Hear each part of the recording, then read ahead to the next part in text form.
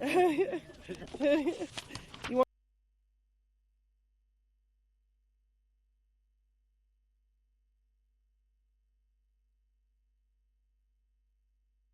morning, and thank you all for joining us today on this blistering cold day. The fact that you would brave the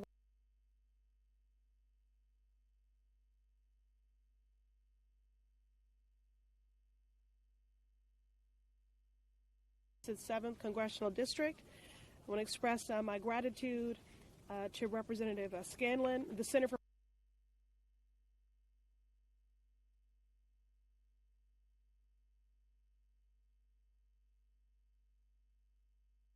that has been consistent in our calls for justice. As we prepare to celebrate Dr. Martin Luther King Jr.'s birthday, we are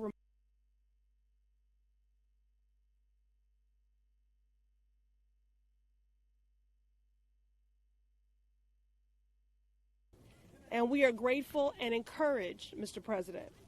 We've seen over 1,500 people's lives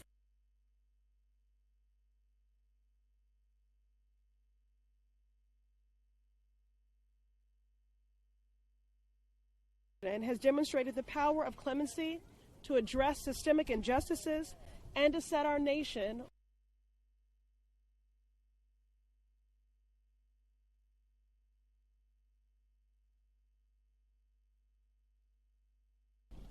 every single commutation, every single life matters.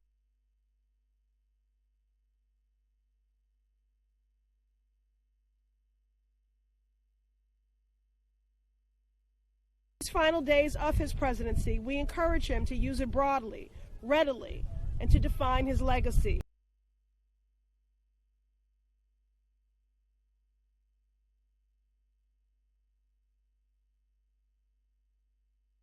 Generational trauma for far too long. We've just come off of a holiday break, and we know there were many empty seats at the dinner.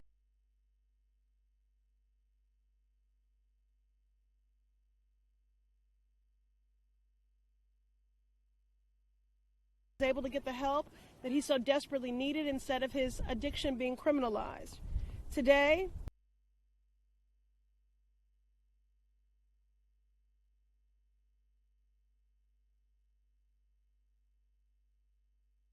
were delayed, and our family was denied stability because our criminal legal system is focused more on replicating hurt and harm instead of rehabilitating productive members of society.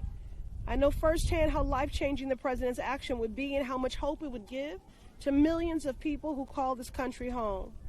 Today, there are thousands of people who are still stuck in the federal clemency backlog, 10,000 at least. Their lives wrongfully hang in the balance.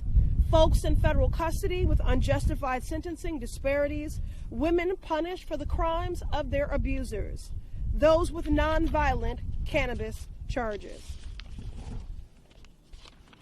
the elderly and chronically ill who pose no threat to public safety, people with unjustified sentencing disparities like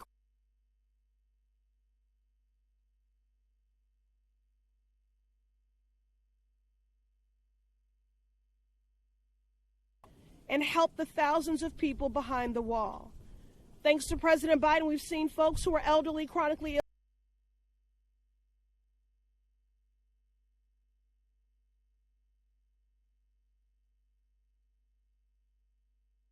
cannabis offense no longer has to worry if his home confinement will be revoked.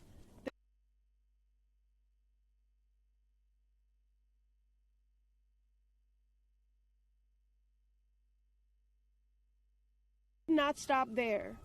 This is the right thing to do, and it is a matter of legacy. President Biden, you have governed with compassion and been a thoughtful partner on this issue and so many others.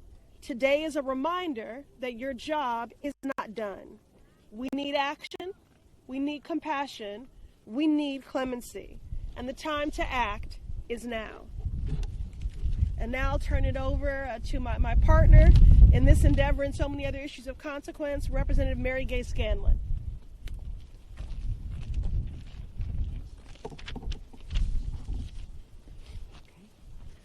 Good afternoon, everyone. I'm Mary Gay Scanlon, representing Pennsylvania's 5th District, First, I want to thank Representatives Pressley and Clyburn and our partners here today for their continuing leadership on this issue. It has long been a tradition that an outgoing president exercise pardon and clemency powers to show mercy and address injustices at the conclusion of an administration. President-elect Trump exercised this power at the end of his first term, as have all but two presidents in our nation's history. At the end of last year, following our urgent call to action, we were pleased when President Biden announced clemency for about 1,500 who've shown successful rehabilitation and commitment to making communities safer. And right before the holidays, he built upon that action by announcing that he would commute the sentences of 37 individuals on the federal death row. These actions are historic and groundbreaking acts of compassion. Today, we're here to ask President Biden to build upon the important work he has already done. So cold. And to excellency powers to redress systemic rather than individual injustices. Mass incarceration continues to be a stain upon the soul of our country, ravaging our communities, destabilizing families, and exacerbating generational trauma. Overuse of incarceration and investment in programs to support persons with mental health or other disabilities, substance use recovery, and economic and educational opportunities has resulted in 1 in 2 adults having an incarcerated family member. Overuse of incarceration has resulted in disproportionate prison time for people of color, individuals from low-income communities, IA+ folks, and those with disabilities. And mass incarceration has created a huge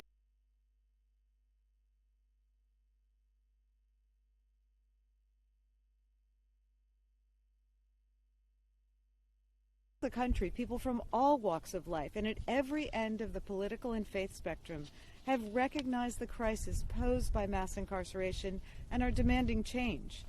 Because belief in the possibility of rehabilitation and redemption transcends political and religious affiliation. It's a belief that binds us together as human beings. And on top of that, taxpayers are not happy about footing the bill to enrich private prison companies and incarcerate individuals who do not pose a threat to society. There's much that Congress could do to reduce over-incarceration. Several years ago, Congress did act to reduce the mandatory minimum sentences which have fueled this phenomenon by passing the First Step Act. But that first step was never supposed to be the final step. So even as we express our gratitude to President Biden for his prior acts of clemency and ask him to build upon that work, we must recommit ourselves and Congress to addressing the systemic injustices and societal failures which have led to the shame of mass incarceration in this country. Justice cannot wait. I want to again thank my colleagues, Representatives Pressley and Clyburn, for their partnership. I look forward to our continued work together to push for transformational change to our criminal legal system and a shift from a system focused on punishment and retribution to one that provides opportunities for rehabilitation and redemption. And now I'm going to hand it off to Demario Cooper.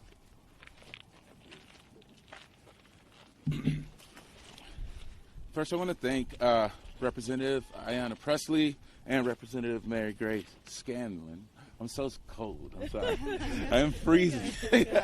Your movement family will keep you. Thank you. I think we all are, but it also shows the dedication we have to this, to stand outside at 20 degrees to talk about a problem that we need to fix in our society.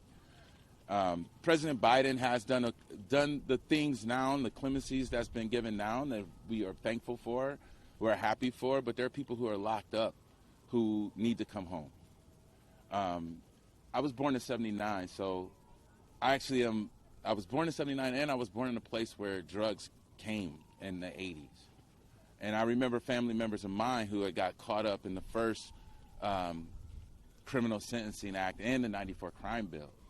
And what that did to our family, it took a lot of resources away from us, people who could have helped myself and my cousins learn more about life before some of them had to learn it the hard way. Thankfully, I wasn't one of them. But what we're calling on is for a person who actually was a part of creating these problems. The current president was a part of creating the problem of mass incarceration. And we're not even blaming him because that time there was a demand. There was a different demand. But like all of us, we can learn from our mistakes. We can learn from our mistakes. And you have to do more than just say, hey, I made a mistake, you have to fix the behavior. And so what we're asking for is not just to have people who are already home be able to stay home, but there are people who are missing. There are people who've been locked up, like the Congresswoman said, locked up for nonviolent offenses for decades. And even those who did commit violent offenses, like, they've been there for a long time. If you did something at 18 and now you're 40, you're 50, you should be able to come home. You have things to teach folks to not make the same mistakes you made. And so while we're here and we're proud, you know, at Popular Democracy, we represent thousands of people. We're a national organization of grassroots organizations, 52 across 35 states, D.C., and Puerto Rico. And there's a resounding alignment with the need for folks to come home. And for us to actually have a society that believes in forgiveness and fairness, and have a society that believes that people should have a second chance and deserve a second chance. Because once we learn things, we could do better once we know better. Once we know better, we have to do better. And so we're calling on the president to lean into that. You know, clemency for a family member, I'm not arguing that. I don't have an argument about somebody trying to protect their child from the worst things that are like bad policies could create in their lives. I'm not upset for somebody doing that. I'm just asking that you also think about the other family members, the other fathers, the other mothers whose kids are in that situation. And we're hoping that, you know, in these last hours, that our current president would lean into what we know is his, like, true good nature, right? Like, that he actually does want to be seen in a legacy of someone who actually advanced this country and helped people have better lives in this country. And so we're hoping that he's listening to us. That's because he's the only person that could change this thing. And so, you know, we're asking the president in your last hours in this job right now, that maybe you could see that, you know, there's years and generations of a legacy that you can create in these last couple hours. So we're hoping that you make that choice and bring some folks home to their family. And with that, I'm going to turn it over to Patrice Willoughby.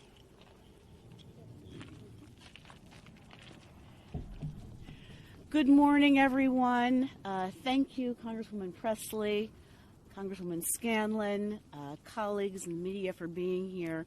I'm Patrice Willoughby, the Chief of Policy at the NAACP.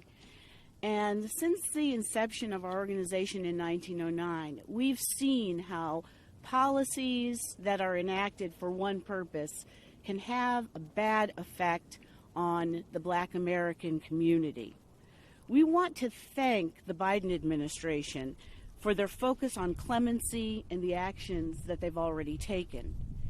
But let's not forget, President Biden, you still have the opportunity to cement crucial, impactful, and needed criminal justice reforms that will set a precedent for future administrations.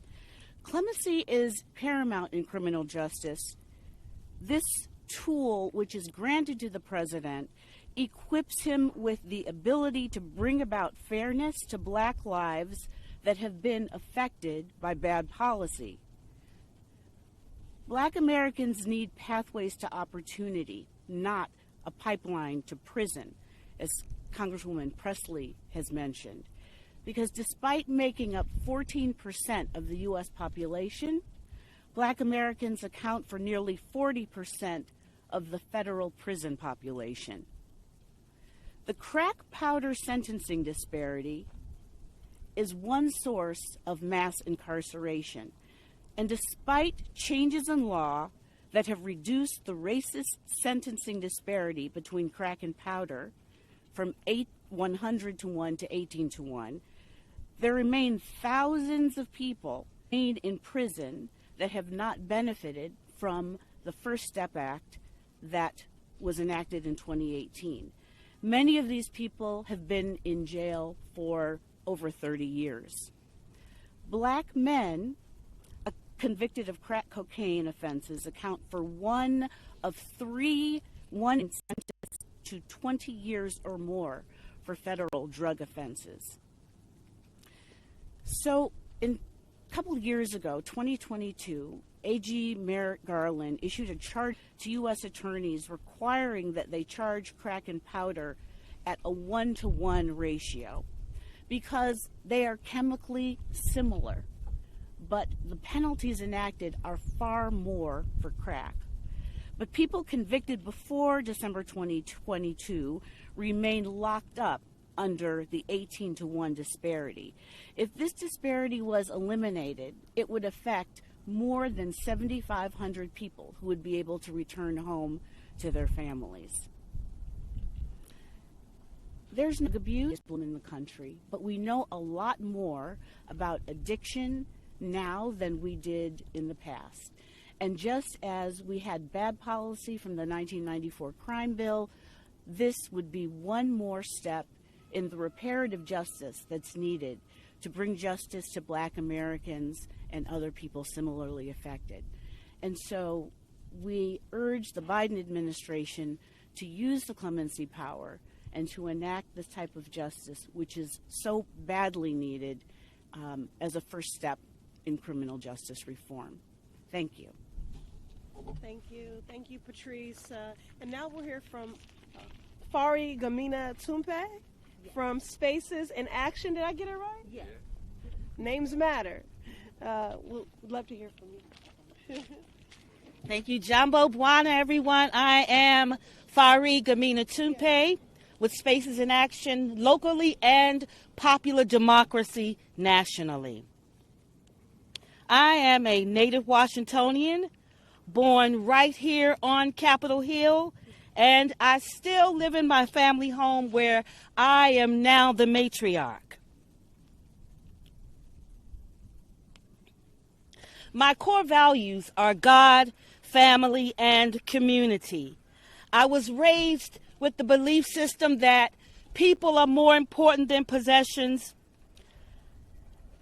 principles are more important than power, and that service is more important than success. My mother raised me and my two sisters on her own, as many did and still do, thanks to structural racism and mass incarceration.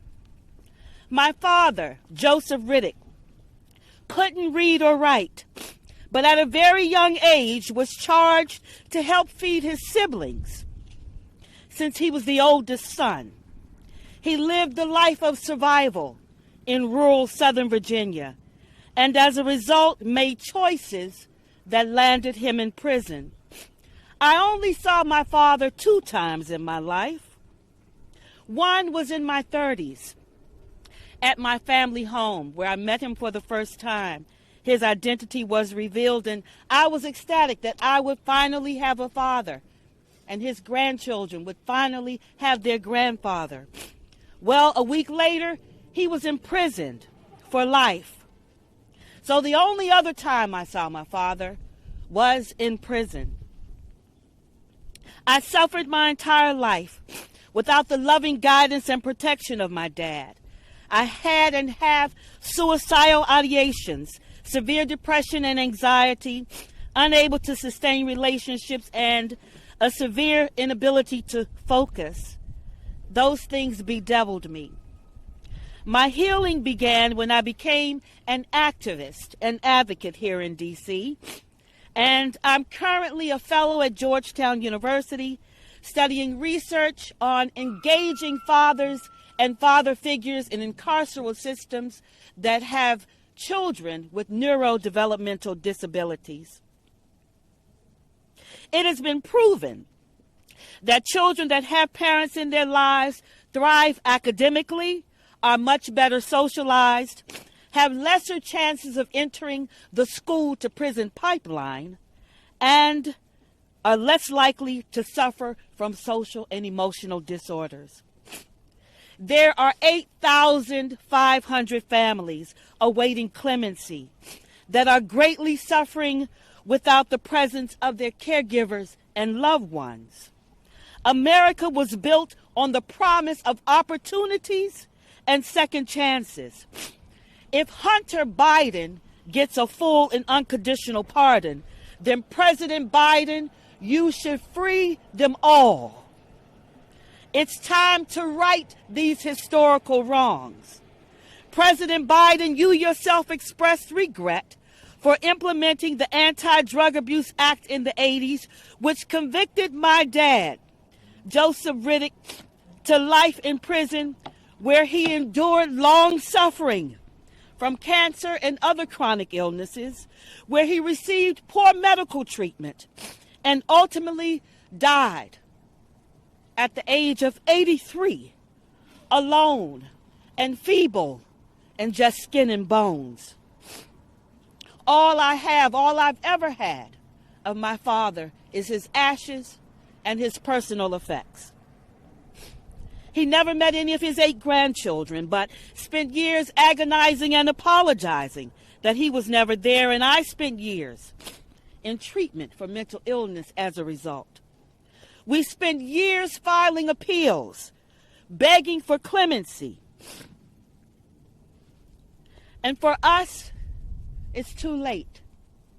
But for those 8,500 families, they have a chance to heal. Free those who have served over 20 years, anyone over the age of 60, those with chronic illnesses, those on death row, people with unjustified sentencing disparities, women punished for defending themselves against their abusers, parents of minors, and primary caretakers of adult and dependent children. Free them all. President Biden, you referred to America as the nation of second chances. I implore you to continue leading with forgiveness and freedom.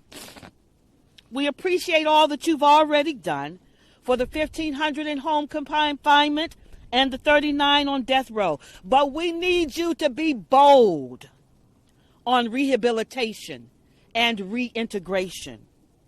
We demand respect for life here and now. Free them all and free them now. Thank you. All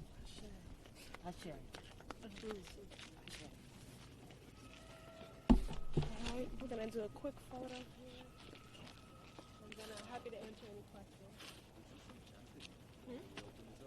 What do we want? Clemency! When do we want it? Now! What do we want? Clemency! When do we want it? Now! What do we want? Clemency! When do we want it? Now! What do we want? Clemency! When do we want it? Now! If we don't get it, Shut it down. if we don't get it, Shut it down. what do we want? Clemency. When do we want it? Now. I said, when do we want? Clemency. When do we want it? Now. What do we want? Clemency. When do we want it? Now. What do we want? Clemency. When do we want it? Now. Thank you. All right, happy to answer any questions.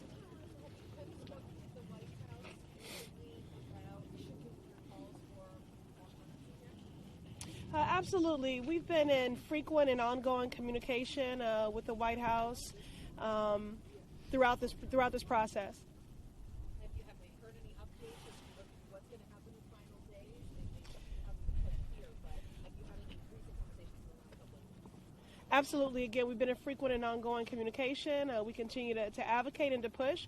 We do expect that there will be more action as there is time to do so.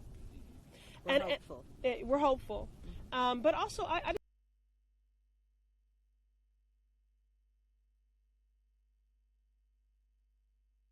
just take a moment just to say, as we the devastating wildfires in California, there are some 800 incarcerated individuals who have been going out and battling these wildfires every day for risking their lives to save lives, only to return to a jail cell at night. Now, I think that makes the case, if we needed any more, of people who should not be incarcerated, who should be reunited with their families and making a positive contribution to society.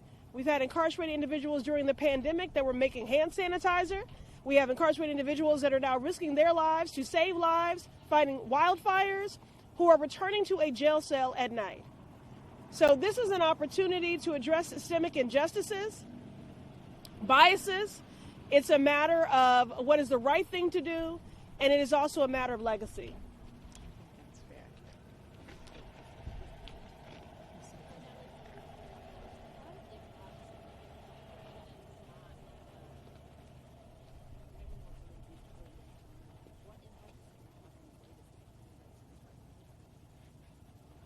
Well, I would just say that the fight would go on. I mean, we've also seen the president-elect in his first term. He did respond to some calls for clemency. We think he could have done much more. And I think that the efforts will continue both in Congress and with requests for clemency. And of course, the president can only address clemency for federal prisoners. We also have a lot of folks who are in state and local institutions. yeah.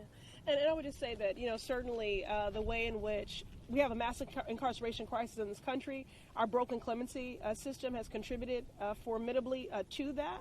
And the president has used that authority already with commutations and with pardons. And we're encouraging him to keep going because it is life-changing, it is meaningful, it is impactful, it is the right thing to do. And again, it is a matter of his legacy.